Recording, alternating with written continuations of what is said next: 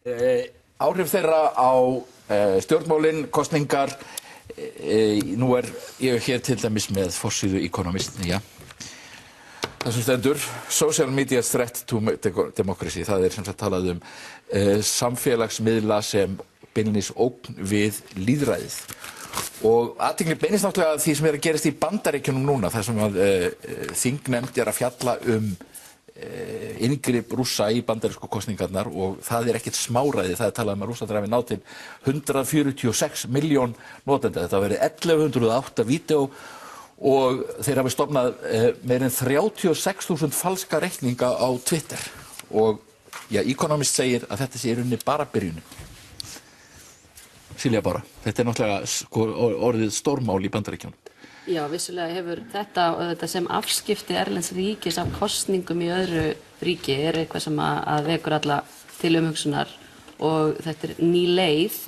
Hins vegar ríki hafa þetta haft afskipti á ýmsa vegu, hvort sem það að beina upplýsingum eða stuðningi eða eitthvað annað. Þannig að núna bara þetta nýja tæki sem við kunnum ekki alveg að stýra og starfar í svona óljósu umhverfi þar sem að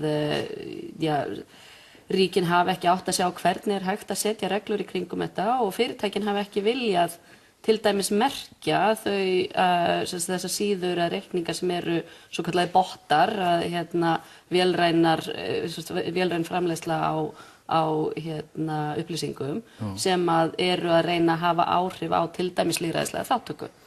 En það hægt að gera það.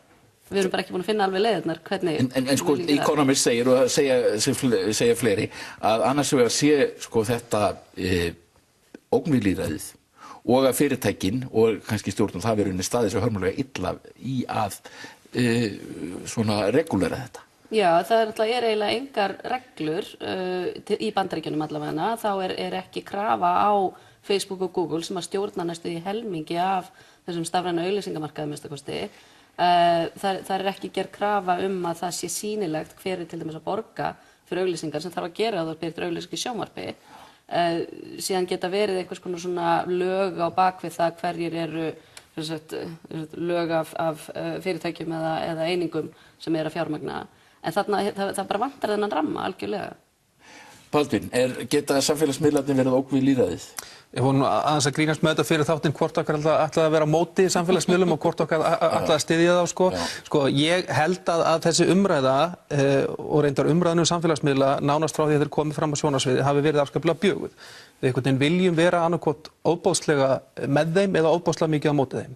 Og við höfum séð það til að mynda þegar Obama verður forseti 2007-2008 gríðarlega jákvætt tal samfélagsmiðla. Þá hafðu menn trú á þeim einhvern veginn. Mjög mikla trú og svo kemur sem lýðræðislegu tæki og svo kemur arabíska vorið líka. Já, og þá einhvern veginn þá talaður þetta þarna loksins komið tæki sem á valdefla almenning. Við sjáum þetta líka heima í kringum búsáhaldabyltinguna, það við talað Facebook-byltingu þar.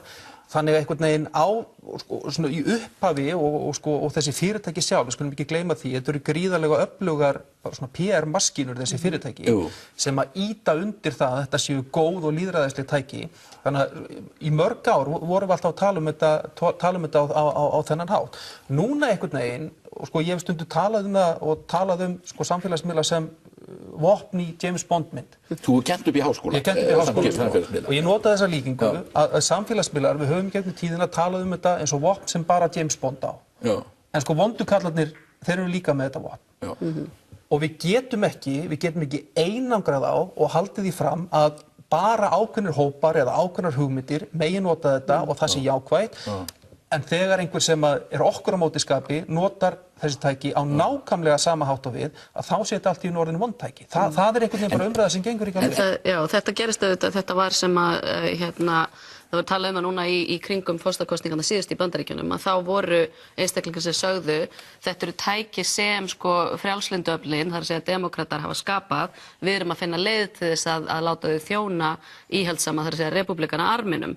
Þannig að það nákvæmlega þetta, við verðum að viðurkenna að það hafa allir aðgang að þessu. Já, mér finnst eiginlega besta dæmið þetta Guardian sem hefur verið mjög mikið að skrifa kjölfarið á Brexit og kjölfarið á Trump, skrifa það að það sé mjög slæmt að það sé verið að nota þessi tæki til að beina auglýsingum eða áróðri að tilteknum hópi. Já. Síðan kemur eftir síðustu þingkosningar í Bretlandi, kemur grein í Guardian, það sem fagnaði hvernig ungir stuðningsmenn Verkamannaflokksins nýttu sér þessi tæki á snilldarlegan hátt til þess að hafa áhrif. En það sem kannski, held ég, að Economist á helst við það hvernig þetta klífur samfélagið, hvernig við lokumst inn í hólfum, bergmáls, herbergjum, þar sem við erum alltaf með fólki sem hugsaðir eins og við sjáum ekki mótrök, þetta styrkir skoðunar okkar fordóma miklu frekar en hitt. En sko það er búið að gera fjölmargar rannsóknir á þessu og þær virðast bara ekki styðja þetta. Það er að segja að fólk sjái bara hugmyndir sem það er sammála, þetta umhverfi virkar ekki þannig.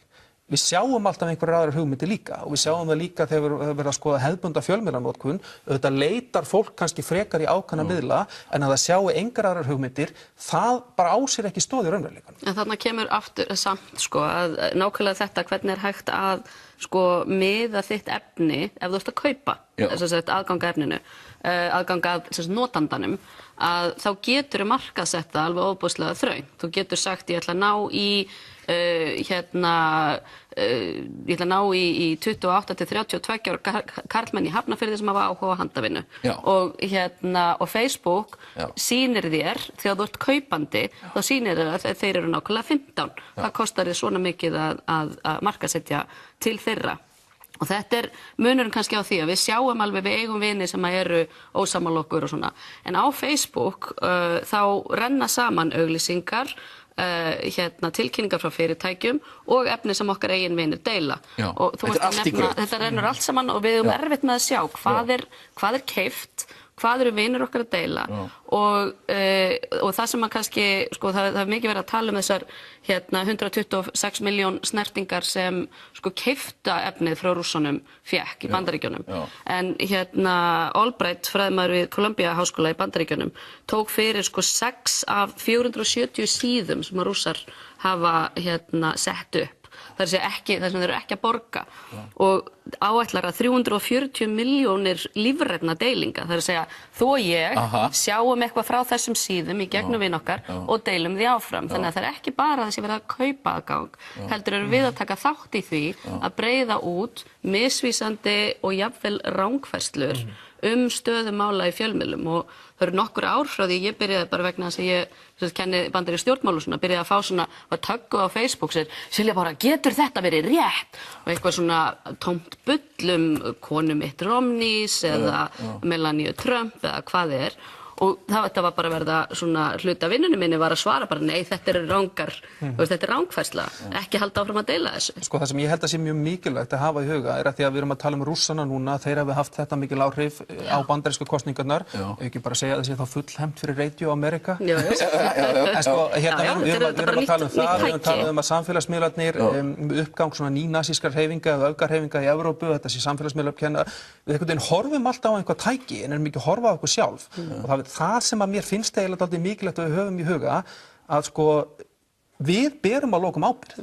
Við sem einstaklingar, við sem notendur, það eru við sem berum ábyrgð á því að læra á tækin sem við erum að nota, að trúa ekki öllu sem kemur þarna fram. Við getum ekki endalaust bara varpað ábyrgðina á einhverja, við verðum stundum að horfa. En verðum ekki að gera einhverja kröfur til þess að við erum að gera hvaða kröfur getum við gert til Facebook, Twitter, YouTube og Google? Við erum náttúrulega, þetta er torg. Og við erum öll á þessu torgi, ég veit ekki hvað þið talaði að maður taki snerti símann sinn mörgum 2600 sinnum, það ræðar hvað er mikil síkla. Ég held allavega til að byrja með að við ekki gera þá kröfu til þessari fyrirtækja að þau fara að ritskoða efnið. Nei, það er en Facebook var að reyna að útvista ritskoðuninni síðast og þeir eru alltaf líka miklu ámæli þarna í Washington. En það er til dæmis það að auglýsingarnar séu aðgengilegar. Það er nú að tala í aðdraganda forsetakosningar í Bandaríkjunum að Trump og hans herferð þetta Project Alamo sem að rak þessa samfélagsmiðla herferð fyrir Trump. Það verið 50 til 60.000 ólíkar útgáfur af auglýsingum Trump herferðarinnar á dag. Og þannig að þú færð ekkert sömu auglýsinguna frá Trump eins og ég, vegna þess að við erum ekki eins einstaklingar. Það þetta fyndi líka með Rússana, þeir eru komin alveg, þeir eru komin sem kynþáttahattarar, en svo koma þeir líka inn sem Black Lives Matter, það er mjög sýrt. Fóru á báðar til þess einmitt að polarísera, að ýta fólki út á jaðrana, þannig að það verði minni snerting á miðjunni og fólk því miður gleypir þetta og þannig að eins og Baldur er að segja, auðvitað berum við ábyrgð á því að meta og svona, og gleypa ekki allt hrátt sem að er borið að borð fyrir okkur. En þá líka verðum við að gera kröfu til stjórnvalda og til samfélagsins að það kenni okkur að nota þessa miðla og að rýna í þau gögn sem eru borin á borð fyrir okkur. Þegar að helmingur þeirrar fréttaneyslu sem að við fáum, þeirra frétta sem við neytum yfir daginn, er orðið í gegnum þessa miðla og Facebook til dæmis gerði sérstaka sókn á þeim vettvangi að setja upp síður fyrir þessa hefðbundu fjölmiðla.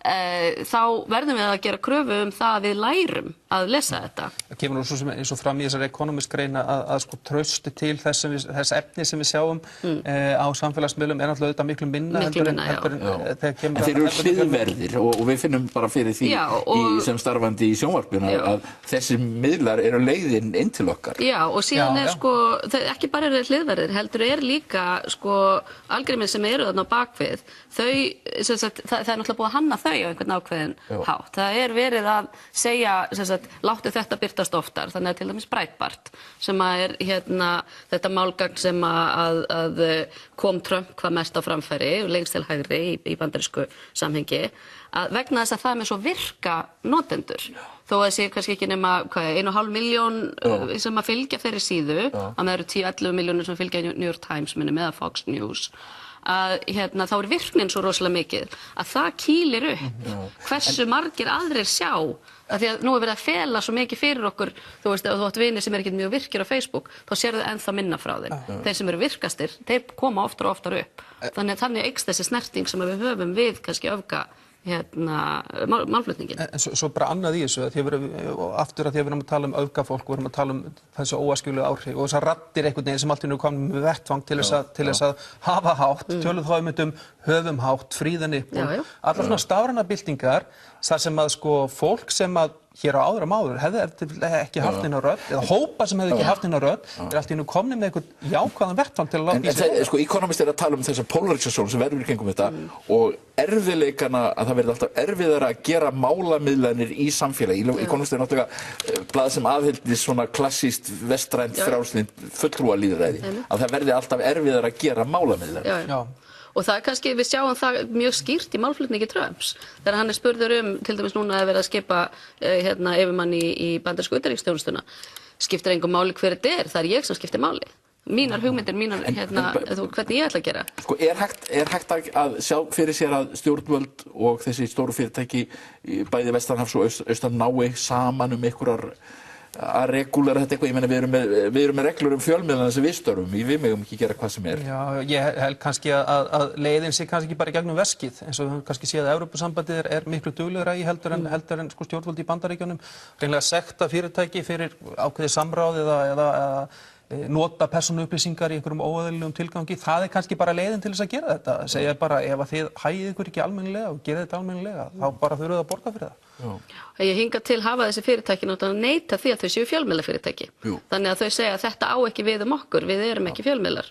Þannig að einhvern veginn þarf að finna leiðir og núna til dæmis hvort þetta er orðið frumvarp eða bara hugmynd, heiðarlegar auglýsingar, Honest Ads Act í bandaríska þinginu, að það gerir kröfu á að fyrirtækin þurfa að gera grein fyrir hverjir eru að borga fyrir þessar auglýsingar þó þetta sé ekki fjölmiðlar.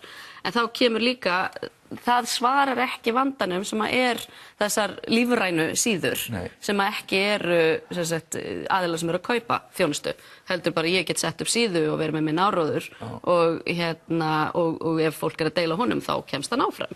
Þetta er bara mjög flókið. Þetta er stórt mál og við erum náttúrulega bara rétt að krafsa bara hérna önnur grein sem ég var að skoða Politico, why Facebook and Twitter can't be trusted to police themselves. Það er grenjandi umræðum þetta og hægt að fara á netið og finna hana. Heimildarling. En ég þakka ykkur fyrir að koma hérna, Silja Bára og Baldvin. Þetta búið hjá okkur í dag. Ég verð hérna næsta sunnudag reyndar og við sjáumst þá.